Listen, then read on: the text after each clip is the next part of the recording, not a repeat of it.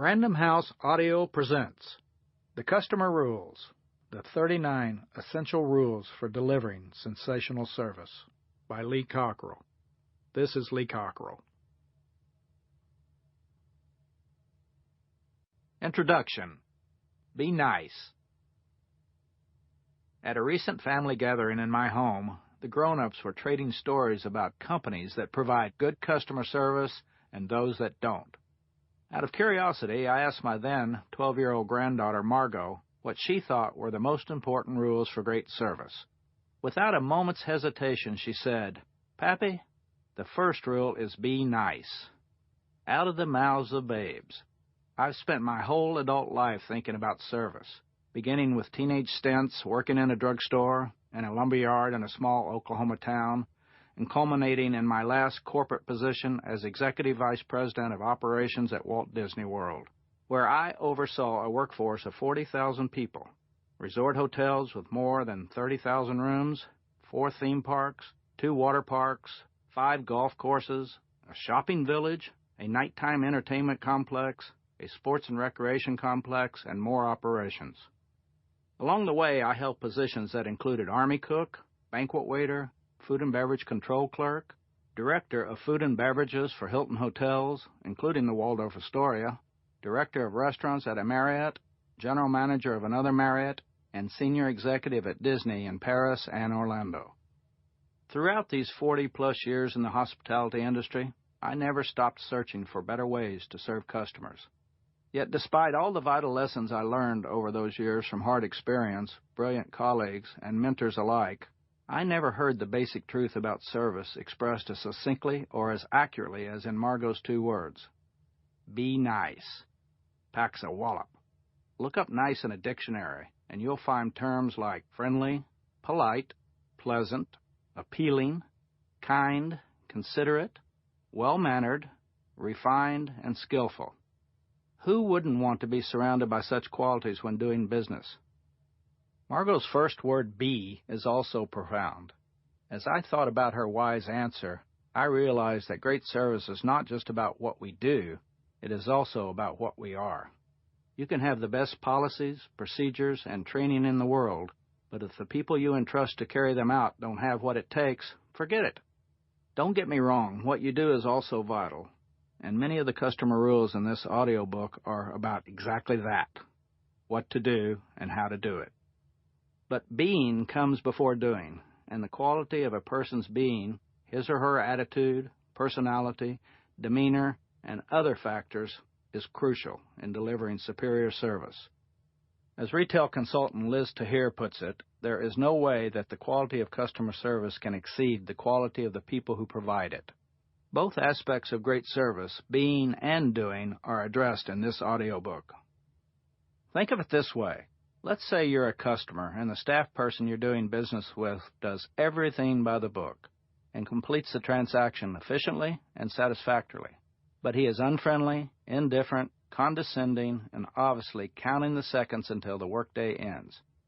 Now imagine doing business with someone who makes a mistake but graciously apologizes, corrects the problem, and treats you with courtesy and respect because she's happy to be where she is, serving you. Which company will you return to? The Customer Rules is both a perfect companion to my first book, Creating Magic, 10 Common Sense Leadership Strategies from a Life at Disney, and a logical follow-up. Whereas Creating Magic was geared to leaders and aspiring leaders, the Customer Rules is relevant to everyone from the highest echelons of management to the frontline troops who interact directly with customers or clientele. It's applicable not just to customer service reps, but to salespeople and servers, tech support analysts and repair workers, desk clerks and ticket takers, delivery personnel and janitors, and even investment bankers, lawyers, teachers, doctors, nurses, and other professionals. Creating Magic made the important point that anyone at any level can exercise leadership, but leaders can lead only when there is at least one person who follows.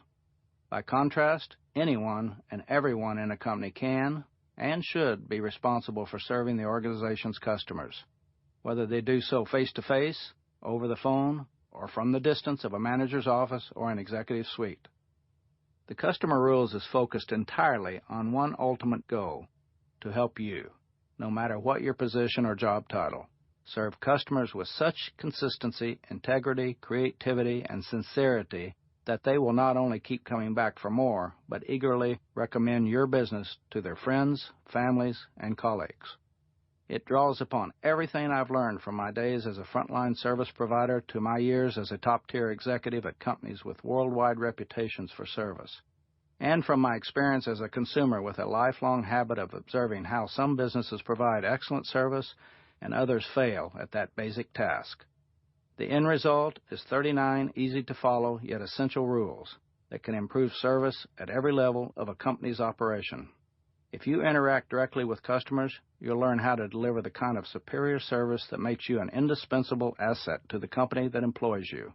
If you're a manager or an executive, you'll learn how to create service-driven policies and procedures and hire, orient, and train employees who will win your team or company the most valuable revenue-boosting asset you could wish for, a reputation for superior service.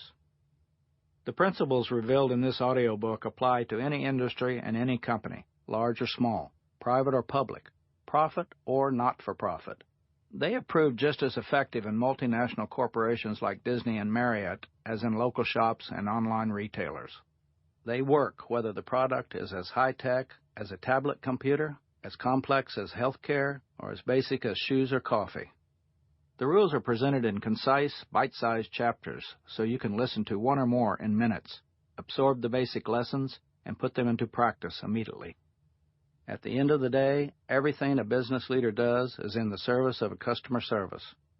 That has always been the case, and based on current trends, customer service will be even more crucial to companies' success in the coming years. In today's highly competitive marketplace, a business needs more than excellent products, good technical service, efficient procedures, and more competitive prices to win customers. It also needs to truly connect with its customers through authentic, human-to-human interactions that satisfy not only their practical needs, but their emotional wants.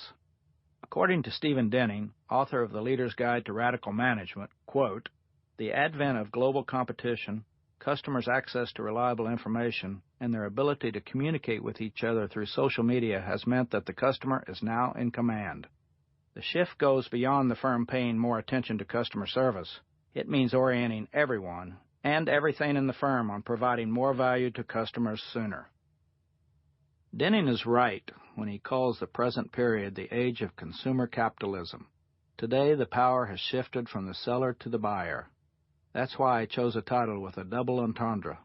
The customer always rules, and there are rules for winning customers, keeping customers, and turning loyal customers into advocates and emissaries for your business.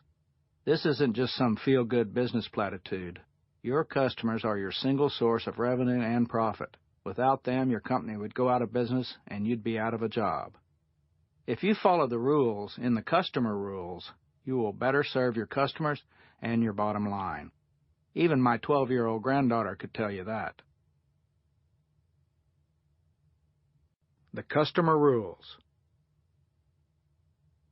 Rule number 1. Customer service is not a department. If there's one thing I've learned in my 40-plus years in the business world, it's that customer service is far more than a department, name, or desk that shoppers or clients go to with problems and complaints. It's not a website, or a phone number, or an option on a pre-recorded phone menu. Nor is it a task or a chore. It's a personal responsibility. And it's not the responsibility only of people called customer service reps. It's the responsibility of everyone in the organization, from the CEO to the newest and lowest-ranking frontline employee. In fact, everyone in the company should be thought of as a customer service rep, because in one way or another, each of them has some impact on and bears some responsibility for the quality of customer experience. Even if you never see or speak to a customer or potential customer, you need to treat everyone with whom you interact, your vendors, your creditors, your suppliers, and so on, with sincerity and respect. Trust me, the great service you give them will ultimately trickle down to your customers. Great service serves bottom-line business objectives. Sounds simple, but I constantly meet executives who don't understand that. They say things like, "I'm in the commodity business," and it's all about the product. Sample complete. Ready to continue?